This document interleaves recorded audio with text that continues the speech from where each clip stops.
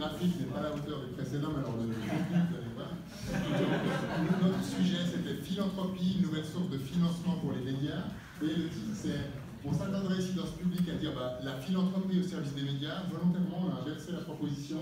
C'est les médias au service des philanthropes. Et puis, la proposition claire, c'est de créer ou de rédiger un kit de conseils pratiques pour en fait, augmenter les chances des demandes de financement de médias à des fondations. Ça demande un tout petit background. Il y a deux types de philanthropes ou de fondations. Il y a celles pour lesquelles le journalisme est une finalité, c'est leur objet, ça les intéresse, c'est un peu le sens des deux propositions qu'on vient de voir. Simplement, on a constaté que sur le marché de la philanthropie, il y a très peu d'institutions pour lesquelles c'est une cause. Donc on s'est concentré sur plus pratique. L'immense majorité des fondations a déjà une cause.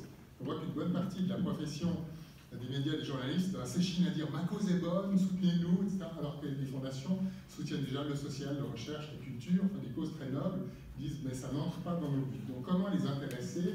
D'où ces quelques mots-clés, en disant kit, argument, c'est plutôt une méthode. Et on voit des mots-clés, c'est de dire qu'il faut présenter un projet, il ne faut pas proposer ou demander un soutien à une structure permanente existante.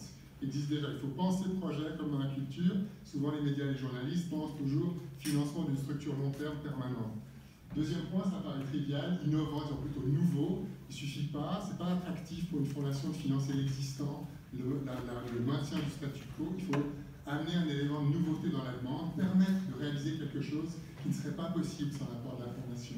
Et le troisième mot, c'est impact. Il faut accepter, quand on se fait financer dans un projet, y compris journaliste, et toute l'indépendance que ça requiert, et d'accepter de partager avec le financeur philanthrope un désir de changer quelque chose, donc d'avoir un impact que l'on peut tenter de mesurer, pas simplement dire je ferai du journalisme de qualité dont l'impact ne pourra jamais être mesuré. Donc voilà quelques conseils. On a vu qu'il y avait beaucoup d'ambiguïté dans la compréhension entre ces deux mondes, peut-être avec chacun démarrant d'un point de vue très opposé, les fondations ont une réticence à s'exposer aux médias, en discuter, donc à les financer. Les médias pensent peut-être trop naturellement que les fondations sont des bancs communs à qui on présente des projets, provocateurs. Donc au-delà de ça, nous disons le journalisme peut-être doit être vu, c'est assez pratique, ce n'est pas du tout cynique, c'est très concret.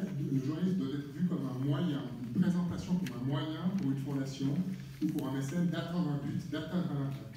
Et dans ce cadre-là, il faut que le journaliste puisse travailler avec toutes les compétences et les critères de plus grand professionnalisme. Il faut trouver une convergence des intérêts. Donc voilà, peut-être un kit d'outils à mettre en place, un kit de communication, des rencontres, on a mis, ça paraît tout simple, mais un dialogue concret. Il y a très peu de dialogue dans le fond média-fondation. Quand on en a parlé dans le groupe, souvent c'était ah bon, c'est du speed financing, je présente des projets, vous me dites oui ou non.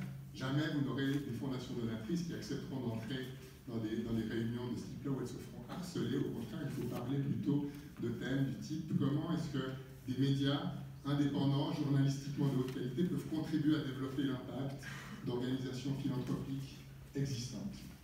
Dans ces 10 derniers points, analogie, culture, santé, science, recherche scientifique, peut-être que les médias en particulier veulent financer des projets journalistiques, devraient utiliser un langage qui donne à leurs interlocuteurs philanthropiques des éléments de compréhension parce qu'ils sont dans leur monde, sur leur terrain. Les fondations ont l'habitude de financer de la recherche scientifique, ont l'habitude de financer de la culture, et là on se dit par recherche scientifique égale aussi par convention de partenariat type dans lesquelles on affirme clairement l'indépendance du chercheur par rapport aux financeurs pour imaginer de reprendre ces modèles pour s'inspirer de conventions du même type dans les médias.